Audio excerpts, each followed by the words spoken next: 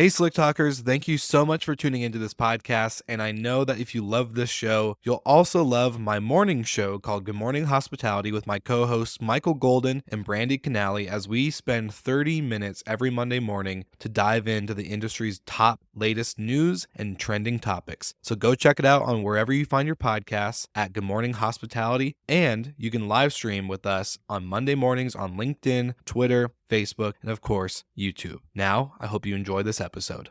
If they walk into your restaurant and the experience just sucks because you simply don't have enough people to actually give great hospitality and give great service, those people who are out there in the fucking depths of the slow season are never coming back to your restaurant. Those people happen to be your best customers, your best guests. Why? Because when everybody else is at home trying to buckle down for the new year, they're out eating in your place.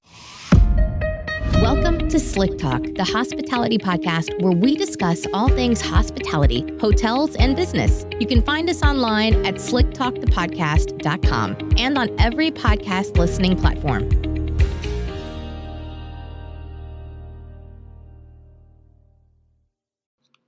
What's up, everybody? Will Slickers here, the host of Slick Talk, the hospitality podcast.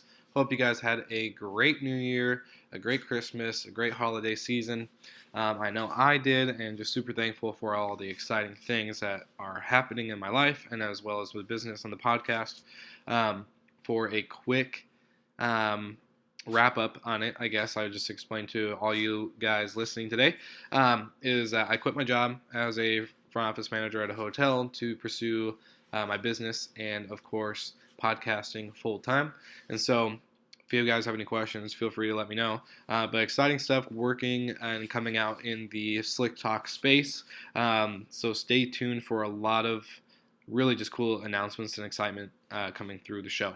But today's episode, Michael Chernow, a restaurateur of the Meatball Shop, Seymour's Restaurant, all based out in New York. Great guy. I actually heard him on Gary Vee. Gary Vee is this big entrepreneur with a podcast. Heard about Michael through here, linked up with him on social media, and pretty much just loved his story so much that I asked him to be on the show, and he agreed. So we talk about a lot of different things, and I really wanted to dive a little bit on a different aspect of just entrepreneurship, and then also, hospitality in a different mindset, and just kind of today's world of what that really looks like, and expectations that were set from the beginning to where they are today, and just all sorts of stuff that we talked about. I really just had a great time with him. So if you want to find out more, obviously look in the description in the podcast, and you'll find the link to all his socials and restaurants and all the good stuff. He's also launching a podcast as well, so stay tuned for that. There'll be some exciting stuff. I hope you guys enjoy the episode. I know I had some fun. It's been a great time, like I said. So tune in every week. Stay tuned for the end of the episode. I got a cool announcement for everybody. Kind of a little series coming out. So again, stay tuned, listen through. Michael's a great guy, and I hope you guys enjoy today's episode. New York City guy. I grew up in Manhattan, in New York. Grew up very quickly. Learned early on that I was a people person. I knew from as early as I can remember that being able to read and adapt and sort of chameleon myself into environments was something I was very, very good at. I got my first job. I was very eager I was always an eager individual in terms of selling for whatever reason. When I was probably 5-6 years old, I would sell, it's kind of crazy, but I would sell my toys that I didn't want anymore. I would lay out a sheet in front of my apartment building in Manhattan on the corner, and I would sell toys on the street. I was walking dogs, at 10 years old. I was also working in the church rectory. Someone got me a crazy job in the church rectory when I was like 12 years old. And then when I was 13 years old, I got my first job in a restaurant.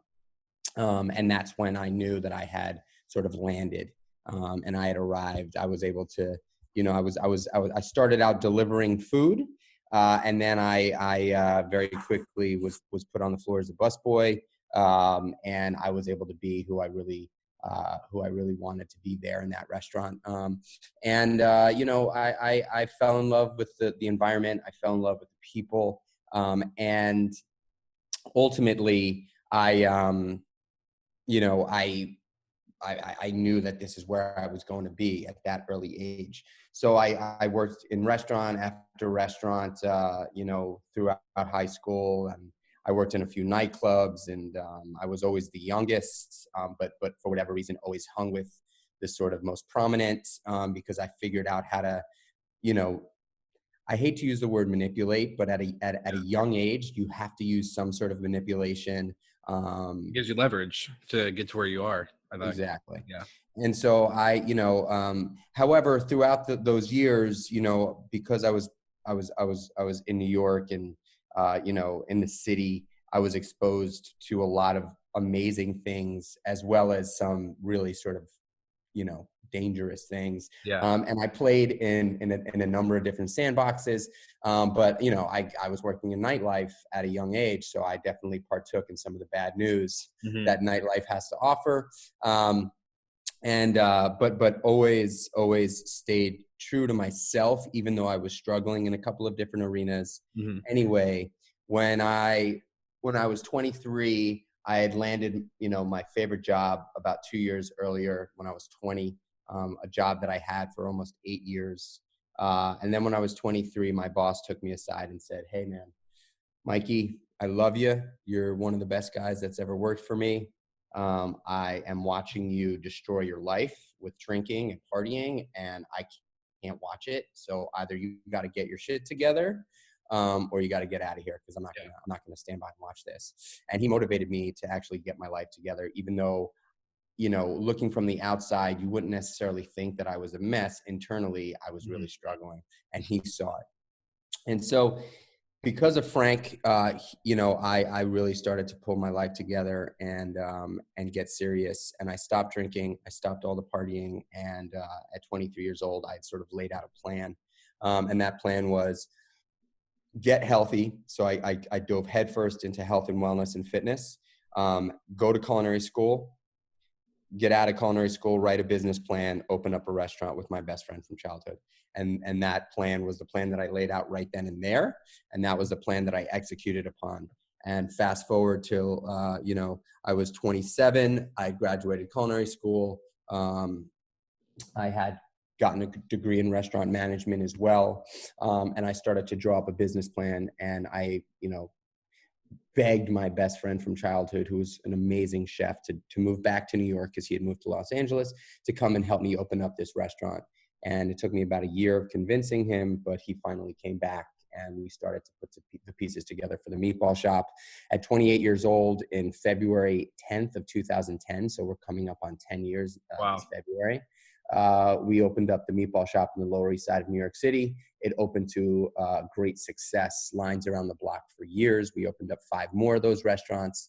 I learned throughout that process that I really, really, really enjoy the creative component, the building component, the team building component, the culture component of business, and the sort of day-to-day, financial logistics sort of operations of the business was not really what I hung my hat on. I really hung my hat on the creative elements of the business.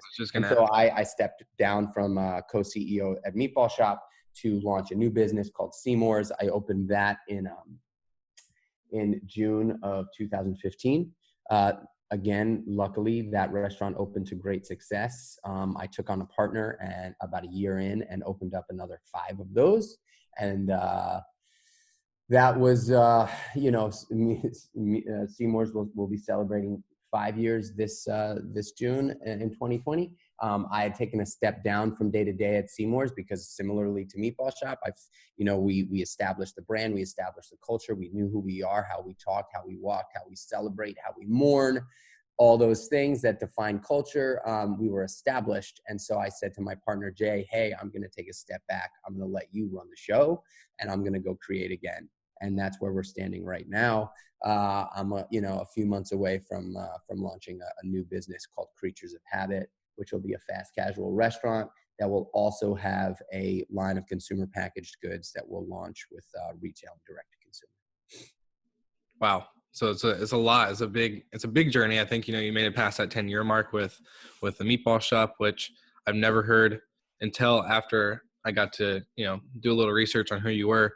I've never seen a meatball shop restaurant ever in my life. I've been a, total Pacific Northwest American, but I love meatballs, but I just never seen like a meatball shop. So I thought it was kind of a cool concept. And after looking online and everything, it really, like you said, is proven to be legit. So I think that's such a cool, thing to say that, like I think I relate to you a little bit more on the business side, being the creative a lot of ways.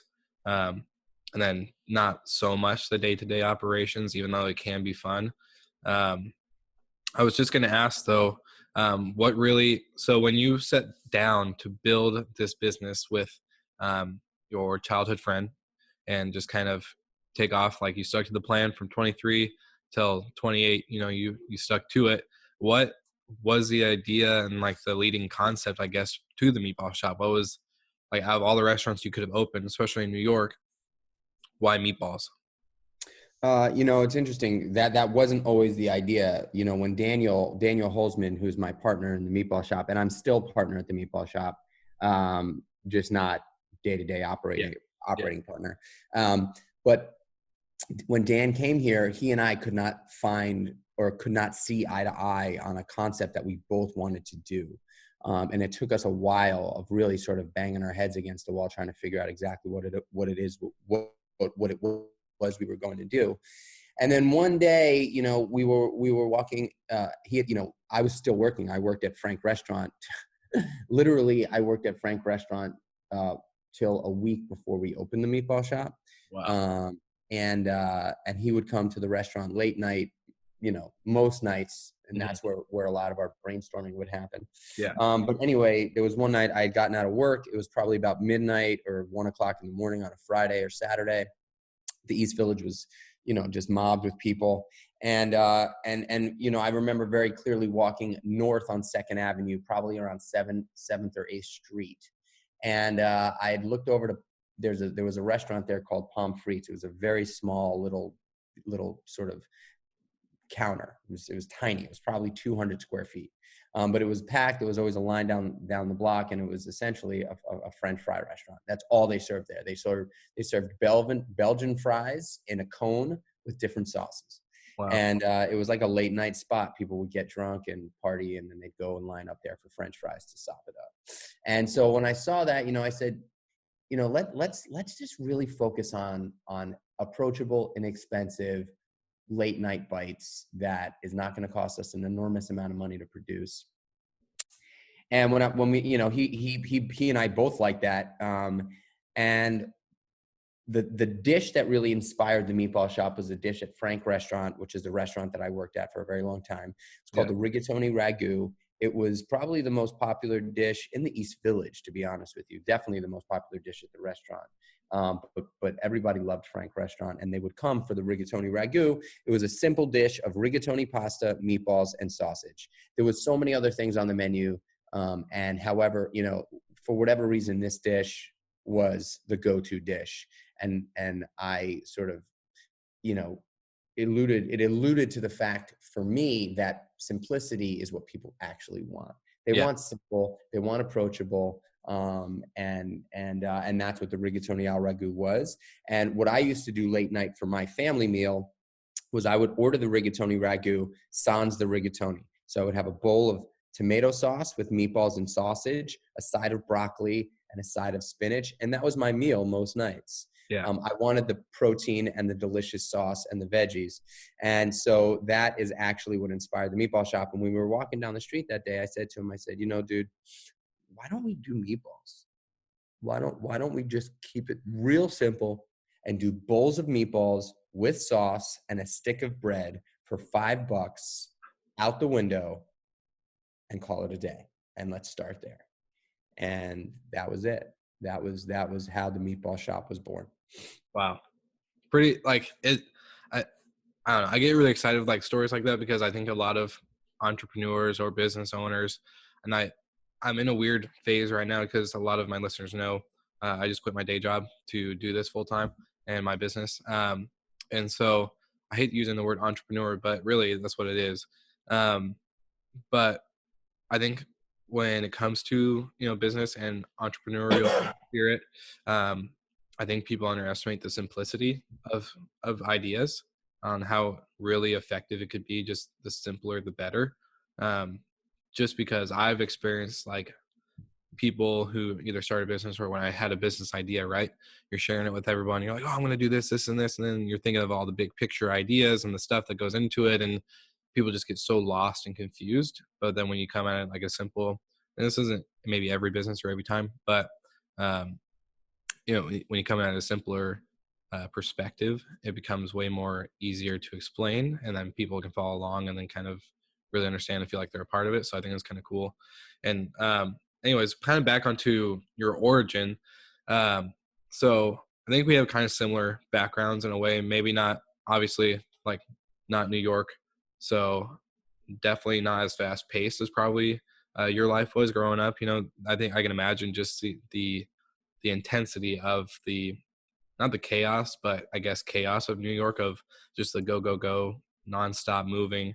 Um, but I was kind of similar, like always selling stuff. Like I would draw these crappy, shitty like alien drawings or whatever, like superheroes or whatever you want to call it. And I would actually go door to door to my neighbors and start selling them, even though they knew they were crap. And they like I don't even know why they thought they would buy one for me, but they did. Um, and so I really want to kind of I guess my point is really for the hospitality side of things. Obviously it takes a certain type of person, a certain type of mindset and all that good stuff. But for you starting out so young in the industry, starting out so like you said 12 10 all these certain ages, for you, when did you realize, I guess, hospitality, that was it? Obviously restaurant was a big key factor, but I see a hospitality in so many different ways. So I guess what does hospitality really mean to you, and kind of what made you know that this was the business, really like just taking care of people? Like what made you just in your heart know that people and restaurants and all this other good stuff was the route for you?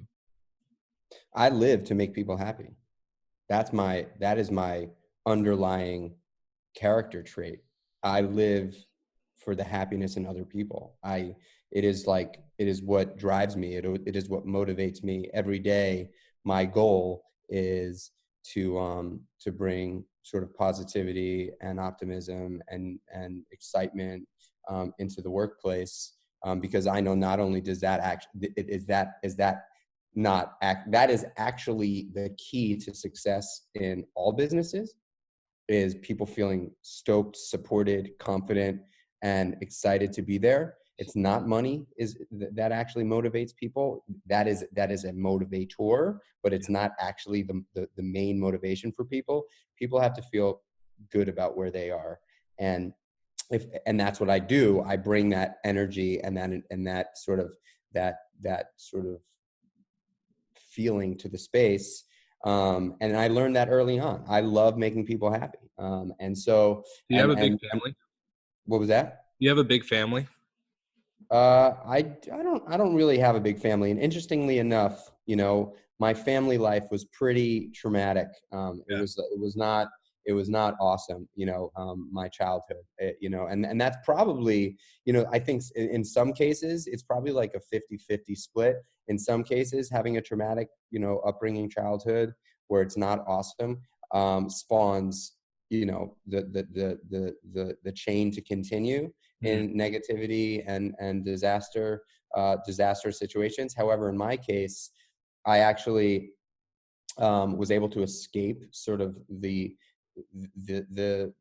negativity in my household, and early enough where I completely adversed the whole entire process, and I turned that negative situation into super positive. And so I live my life in this like overwhelmingly optimistic space. And obviously some days I wake up feeling like shit. I'm a human being, but 90% of the time I am positive and optimistic and just stoked. And the people that work with me know that. And sometimes it's to a fault because we can be sitting in the ship that's sinking. And I'm like, I literally walk into work every day, like, let's just go out there and get it. And let's just do it. And let's play offense. And let's not walk into the room on our heels. And so bringing that, that is the definition of hospitality for me, truly just making other people feel special, right? Like that is it, right? It doesn't matter if you're in a restaurant, if you're in your home, if you're walking through the street. Hospitality to me is the passion of making other people feel special. Yeah. And being able to make other people feel special for me is also selfish because it ultimately motivates me and makes me a better person. And so, I know that I've got to take care of myself first. And that also could sound selfish to a lot of people. Like I do. I have a wife, I have children, I have businesses, but I'm going to be completely straightforward and honest with you. Yeah. I am the most important person in my life, and I take care of myself before I take care of anybody else. And what does that mean? That means I wake up at 5 o'clock in the morning and I'm in the gym at 5:15. And then once I get that piece out of the way, like my time, the importance of me, Michael Chernow, then and only then am I able to bring all the other shit that I bring to the table. But there's a reason why when you're on an airplane, they say, if in the event of emergency and the oxygen drops down, don't put the oxygen mask on your child first. Put the oxygen mask on yourself first, then put it on your child. And that runs true in my life, And so, that is, I mean, that's a long-winded answer to your question, but ultimately hospitality is in my DNA. It is what drives me. It is what keeps me going. I love making people happy. And as a byproduct of other people's being happy, it also makes me happy. Yeah, no, I kind of like what you said there with when it comes to the family thing. Kind of going back to for me, I got 6 brothers and sisters. Well, 1 brother, 5 sisters. So I relate to liking, taking care of people, wanting to, make people feel special, that other stuff. Big family. And for me, I think, and I was going to kind of lead into this with you a little bit, but I think when it comes to the family life and everything like that, for you, it sounds like that, having the traumatic experience or just not the, overall healthy environment for a kid or for anybody in a family, it kind of gave you the example of what not to do or what you did not want in your life. Especially, you said you're a husband, you're a father. So with that, I don't know. I've been for the last, I want to say 10 years, been a big Tony Robbins fan, and kind of what turned me into, to Gary Vee and to all these other, entrepreneurs that are leaders and, not motivational speakers, but kind of just no bullshit in a way. With that, setting the example, see when you can blame people for the good in your life, right? You can say even the bad. Say, I blame you for not being a good father. I blame you for not being this. But if you're going to blame them for the bad, then you should also blame them for the good. I blame you. You weren't a good father. So by that being the example in my life, I now have the example of what a good father is to me. I blame you for the bad, but I also blame you for the good because I learned from your bad. Do you believe in the same kind of concept, or is it more of a just, what, I learned a lesson and that's it kind of mindset? Yeah, I don't blame anybody for anything, ever, period. I take full accountability and responsibility for everything that's happened, good or bad, in my life. I feel like once you start pointing a finger, you've lost. It's a cop-out. And so I don't blame anybody for anything. I definitely give recognition to the people that have helped me out for sure. Yeah. And you know, and though my dad was very difficult and we had a really rough relationship, I don't blame him for anything I've done or haven't done. I do thank him for the things that he did give me. You know, because he did give me a few things that I have now given to my son, and those things that he gave me have absolutely made me the man I am today. Yeah. Even though he was fucking very difficult to deal with, Yeah. you know, but he sort of branded the idea of being a gentleman in my head, and you know, I got to say that like it's really helped shape the man I am today. So Yeah. I'm grateful for him. Yeah. I guess I shouldn't have said the word blame. I mean, kind of what you just said. I think, by the good that they do, you kind of see that, but then also by the bad that anybody in our life does. Not blaming, like I said, but more of I Yeah, saw. it's an experience, right? Like Yeah. learning every experience we go through, whether you feel great or you feel like shit at the end of it, it's incredible because you can look at a loss as a loss, Yeah. or you can look at a loss as a lesson. And you know, if we're not learning, we're not growing, and if we're not growing, we're actually dying. Yeah. And so every day my goal is to learn, whether that's through wins, through losses. I am always looking to learn. I love to surround myself with people that can teach me. You know, and so you know, every experience is a lesson, whether good or bad. And you know, one thing that I've said, and I've said a lot in my social, and I say to my teams and I say to my family, like, you know, you got to learn to love the hard and the hurt, because it is there and it will always be there. It is not going anywhere. It is never a bed of roses or tiptoeing in the tulips. Like, the hard and the hurt are going to be there, whether you're getting after it or you're a lazy bum. It's there. It's there. Right. And it's loud. It's real loud. And, you know, speaking of the hospitality business, I mean, it's the most competitive. I'm in the most competitive market in the world for hospitality, New York City. There are 24,000 plus restaurants in this town, and 1,000 restaurants open and close every 6 months. And the rents are the most expensive on the globe. And everywhere you look, there's a new one opening up and a new one closing. And so the heart and the hurt is there. It's prevalent. It is. And if you make it your priority, it'll sink your ship. However, if you learn to love it, like actually love it, unstoppable will become part of your DNA. Yeah. Period. 100% agreed. Well, so I kind of want to go back to the restaurant part. When you guys started the concept of the meatball shop and leading into, Seymour's and all that good stuff. So kind of like you just said, early on, you said, you had the idea. Once Frank sat you down and said, "Hey, Michael, your life, is, I see that you're struggling, and unfortunately, I'm not gonna let you do this." And then you put that plan together. You say, "I'm gonna go to culinary school. I'm gonna graduate culinary school. I'm gonna grab my lifelong friend, and I'm gonna open up a restaurant." So you stuck to that. I know a lot of either restaurateurs or hoteliers or anybody in the industry probably have had the same, we've all had plans in our lives. And for you, I guess I want to get a take on, you had an idea, you had a plan, you had to execute on the plan. For the expectation, how did that turn out? Like, what was in your mind when you first started out? Like, okay, is the meatball shop that was formed and everything from where it is today, was it, I guess, meeting your expectations? Like, when you first went into this journey, you're like, all right, I'm going to open up a restaurant.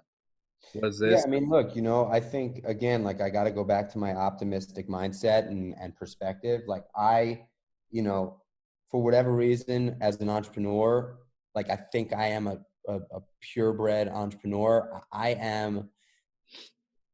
am fearless when it comes to creating businesses. It does not scare me. I don't feel I just don't feel fear of failure. And I can't explain why, right? Yeah. I just can't explain why, and that doesn't mean that I don't fail. Yeah. Because I do. Right. But I don't walk into it with this fear of it. So I always thought the meatball shop was just going to kill it. I knew exactly where I wanted it to be. I knew exactly how I wanted it to go. And, my partner, Dan, even though, at some phases throughout the process, begrudgingly was following my lead, like he did follow my lead. And, we made a couple of mistakes early on. We had originally launched it to be a counter service model, which would have probably worked. However, we had no idea how to build a counter service restaurant. So when we opened the restaurant, and there was a line of 200 people standing outside, and we only had 30 seats in the place, and people were coming and placing their orders. And the idea was, you place your order at the counter, you get a number, you go grab a seat, and we'll bring you your food. Well, we didn't anticipate 200 people coming, the second we opened up the door, and that line of 200 people not ending ever. And so we just had simply not enough seats in the restaurant. So people were standing there with trays of food and nowhere to sit down and eat. Wow. So 3 days into that, I made a call where I took the whole entire counter service staff and I said, ladies and gentlemen, welcome to the world of full service restaurants, and turned everybody into servers. And that's when everything started to fall into place. People knew that we were sort of learning as we were going, and they gave us, they had patience, and New York really supported the meatball shop. And so was it everything I had anticipated? It was 10 times, 100 times, 1,000 times, a million times what I had anticipated. I mean, within that first 18 months, Daniel and I were on Jay Leno, Jimmy Fallon, Chelsea Handler. Wow. We were on TV cooking meatballs on Good Morning America, the Today Show. I mean, there was not a single publication, New York Times, that didn't cover the meatball shop. It was insane. And so we had no idea that was going to happen. And we were both completely exhilarated with gratitude and excitement. And it was intense. Yeah. Wow. Okay. Well, yeah, I just, I've never really focused on the entrepreneurial side of things on the podcast, but I think it's really interesting to give a perspective on a lot of things like this, because so many people ask, and people following my journey, other business owners I've seen in the past, or currently that I work with, like with mentors or anything like that. And it really comes in because we sit down with people and we explain, like, yeah, I'm this and this, and I do this and this for my company, or blah blah blah. This is all the stuff that goes on. You kind of explain it, right? And then people just think, I think, kind of get the mindset, or maybe the thought, or I guess, I don't know what to really say about it, but they get the set in their mind that, I guess, it's just been that way. Like, that's how you intended it to be, right? And so I think it's really interesting to kind of break that down, because it's never how you intended to be. I intended this podcast to be something for young hoteliers to just be able to learn a little bit about, like, revenue and all the, like, certain acronyms and stuff that I was never taught. But that's actually not how it turned out to be. So I think it's really interesting to kind of see the flourishing of the idea to where it is today, and kind of okay, this is how we expect it to go. It's just going to be a restaurant, blah blah blah, and then here you are, Jimmy Fallon, all these other big things happening after the journey. And so I don't want to always tie it to family, but I'm kind of curious, because I'm single, 24-year-old dude, and so were you married at all during the beginning of this time, or did you end up getting married further on in the road, or kind of what's the I guess family life aspect along the journey, I guess, in a lot of ways? I was married. I was married when I opened up the meatball shop. I've been married I got married young. I got married when I was 26, and I opened up the meatball shop at 28. So I was married 2 years into my process. And It was intense. My wife definitely didn't see me for a good 18 months. And it was difficult, and she supported it. And even though it was painful for her to see me work, 18 months straight without taking a day off, actually is what happened. She understood what I was doing. And luckily for her, she's my rock. She's my biggest support system. I wouldn't be where I am today without her. Awesome. Well, I guess to kind of wrap up the show a little bit, for all the listeners, we got, I think it's about an average. It goes up a little bit more each time, but about an average of 50,000 people that listen to this show a month. And I think, what are the top things that you've learned or would like to pass down to any entrepreneurs or people that are wanting to create their own business, brand, especially in the hospitality space? Like you said, it's such a competitive market, in places like New York and other busy cities and things like that.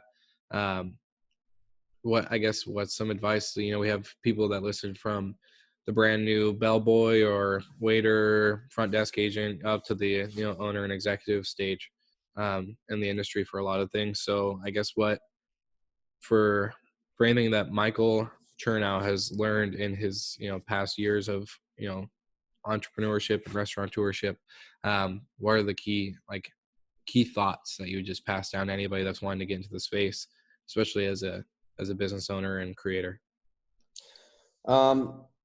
People are everything, absolutely everything. Positivity is as important as people. And one thing to understand about the hospitality business is that the guest that walks through the door could care less, actually doesn't care at all. It never even crosses their mind ever if your restaurant or establishment is profitable or the P&L is making sense.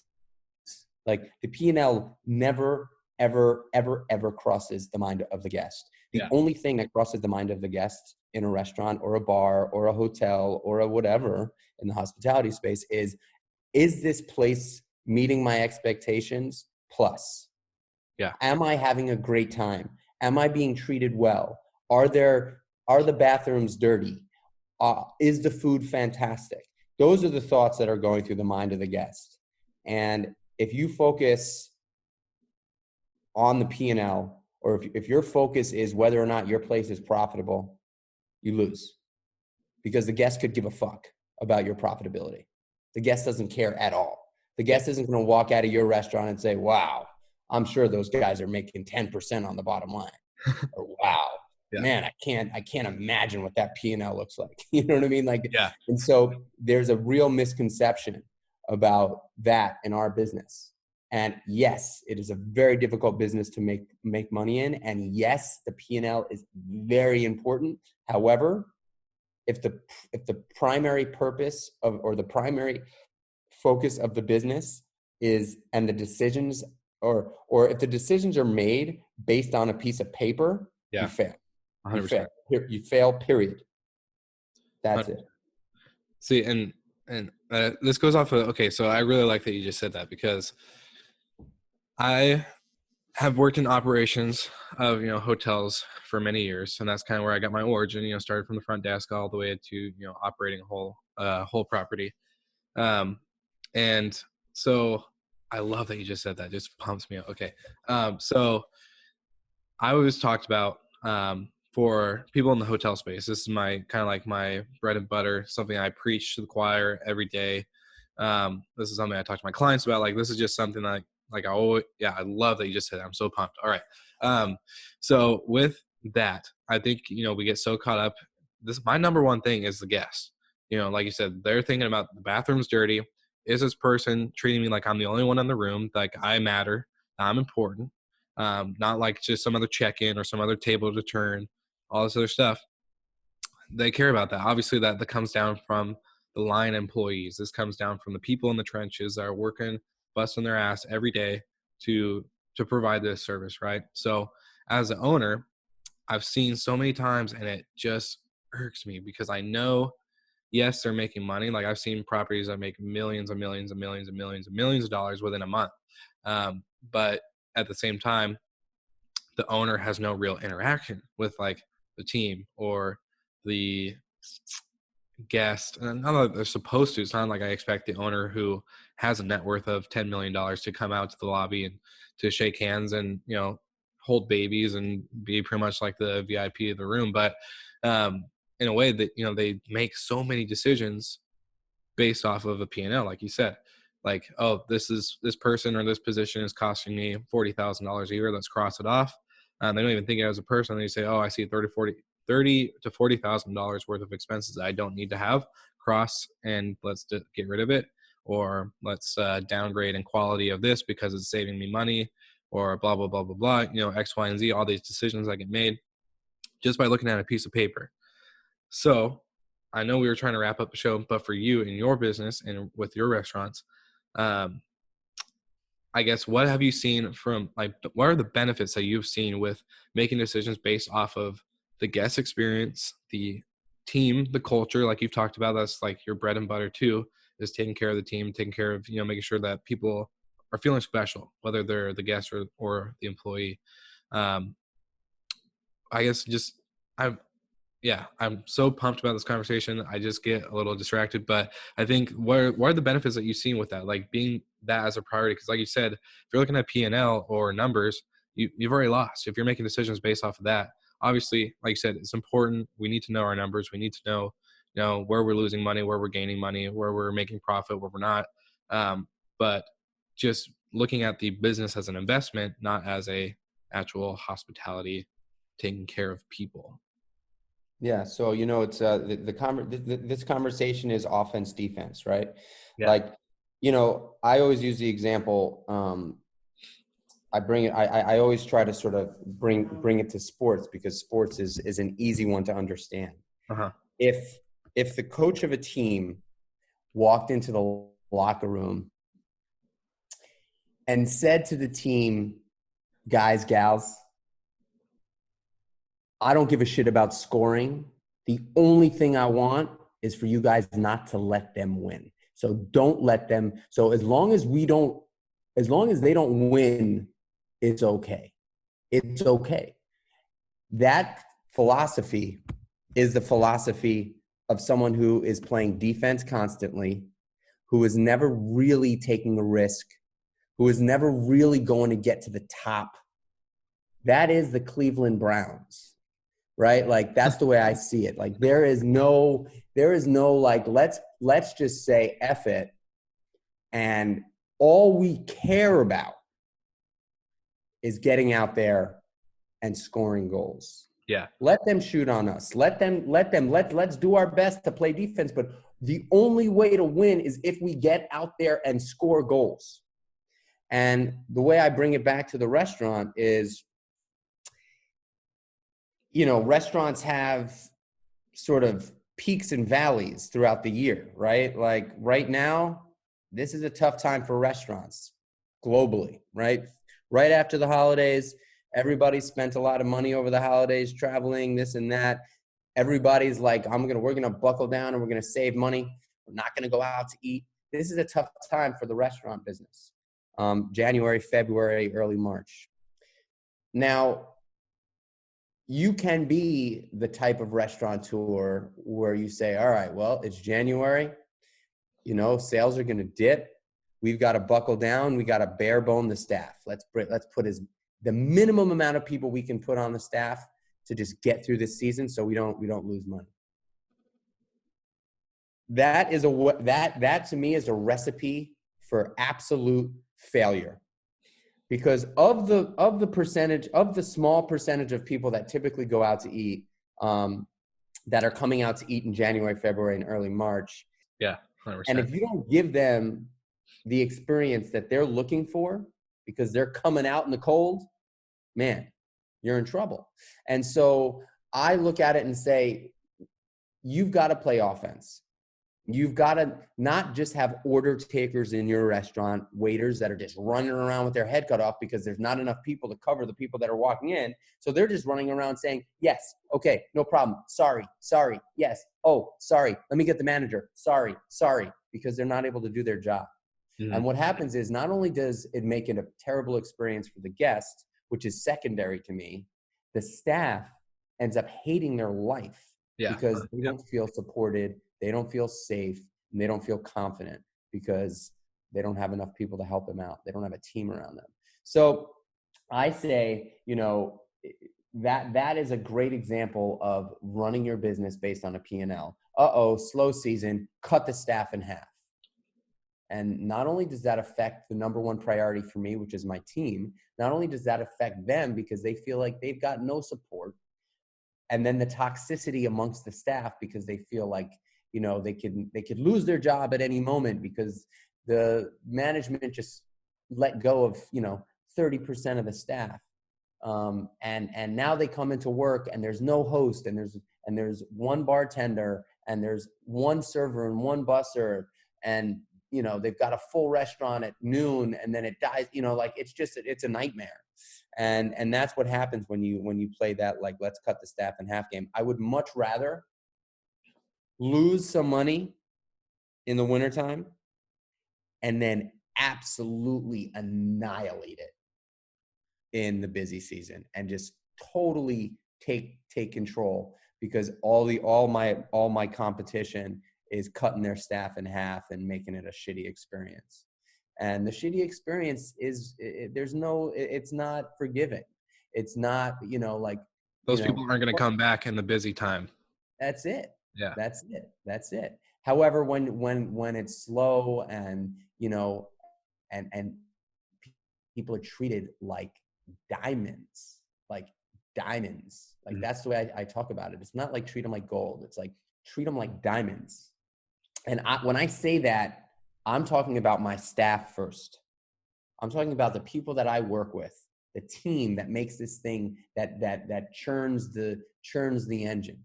Because without them, the guest doesn't exist. Yeah, 100%. Right? And the positivity that you put into the air and into the space and into the environment for your staff is the positivity that then is going to trickle into the guest. And then it's just a beautiful, beautiful cycle of positivity. And yeah, there are going to be times where you gotta take the risk. You gotta roll the dice. Yeah. You know what? You gotta roll the dice. But I'd much rather go down with a fired up staff of people that we knew that we gave it our all than go down with or die a slow, miserable death with people that just hate their job. Yeah. Because it just sucks. Well, I think it kind of goes into the perspective of the people that make decisions based off their short-term results, which is cut the staff, we're going to lose money, or the long-term results. All right, keep the restaurant fully staffed or the hotel fully staffed, just like normal.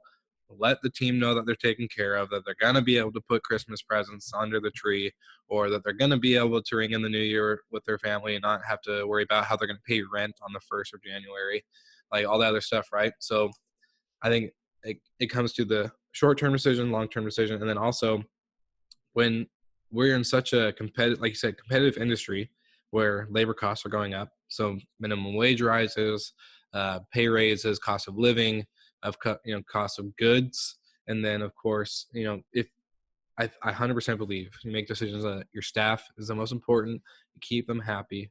Obviously, to a certain extent, if somebody's just trying to use and abuse you, then probably not the best situation. But with keeping that, then you lower your turnover, you lower your costs on having to retrain, all the training meals, all the messed up discounts that you have to give because this person doesn't know their job because they're brand new and they're only going to last a week because they feel taken advantage of, or there's no good culture. It's going to be 100% more cost effective if you make the long-term decision and say, okay, let's keep it going as usual, all the stuff that you just said, versus I think you probably understand this, how most people in the world that, this is like a very 100% Gary V macro versus micro moment where you're making micro decisions and not thinking about the macro picture. Yeah. And you can also just simplify it and say, like, if you cut the staff in half, or you cut the staff in even more than in half, you have less people selling on the floor. And if you're trying to drive sales, it's impossible to drive sales when you have nobody selling. Yeah. And so, the idea of having a down month or a down quarter, which is typically what happens in Q1 for the restaurant industry, you know, it completely is a like you said, very short-term decision to cut your staff down because you're trying to drive sales. Like, what's the point of knowing that the season's going to be slow and then making it even worse by cutting your staff? Doesn't make sense. Anyway, that's sort of my philosophy on making decisions based on a P&L or making decisions based on like the greater good, long-term success and longevity of a business. 100%.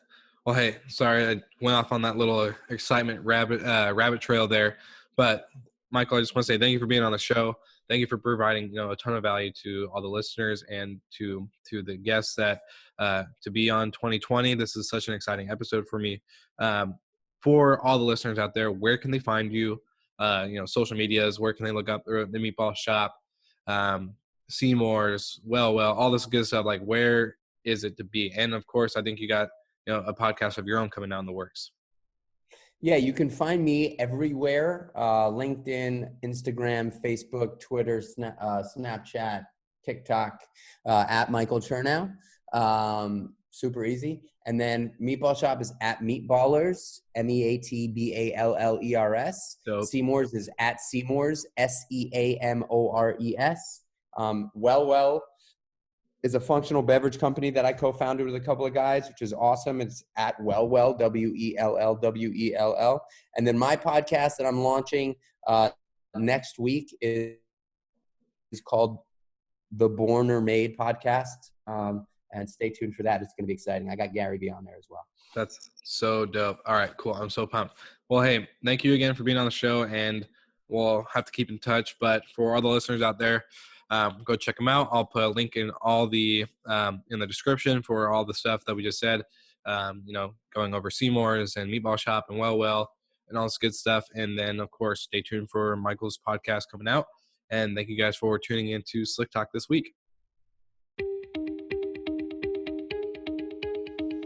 Thank you so much for listening. We love your support and want to provide the best we can to all our listeners. So please find us online, social media, and on Spotify, Apple Podcast, and Google Podcast. Hey, everybody. I hope you enjoyed this week's episode. I want to give you guys a little bit of a sneak peek into what is coming out on Slick Talk. So you're about to listen to a trailer, a quick intro of just what is happening. It's called the Vacation Rental Mastermind Series. This is the trailer that's coming out shortly after the episode you just listened to. For anybody that listens to episodes weekly or frequently. So stay tuned, and I really hope you guys enjoy this awesome trailer. If you are either really good at hospitality, or you really love hospitality, or both of these things. If you are really good at taking care of people and you love it. If you check off any of those boxes, you have a great shot of succeeding in vacation rentals, because one of the things they don't tell you is that it is in the hospitality industry. You are tasked with the very serious responsibility of taking care of another human, and in a lot of cases, several, while they are on the most precious week of their lives. Welcome to Slick Talk, the hospitality podcast where we discuss all things hospitality, hotels, and business. You can find us online at slicktalkthepodcast.com and on every podcast listening platform.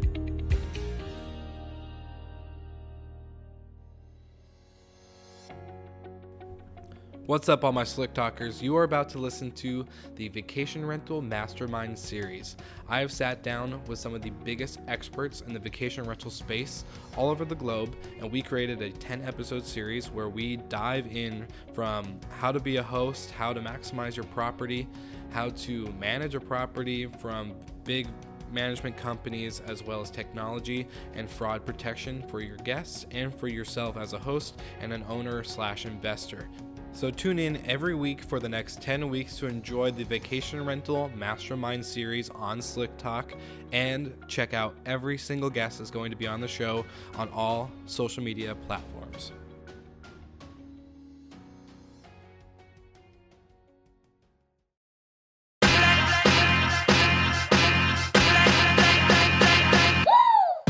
What's up, everybody? If you've gotten this far into the episode of Slick Talk, the Hospitality Podcast, then you are amazing, and thank you so much for tuning in. We want to send you two places really quickly. If you can, check out the show notes and click the hospitality.fm link. Check out all of our other shows on the podcast network. And don't forget, if you have someone that you want to hear on the podcast, then fill out the guest fill out form so that way we can get them on the show. Thank you so much for tuning in, and I hope you enjoy another episode of Slick Talk, the Hospitality Podcast.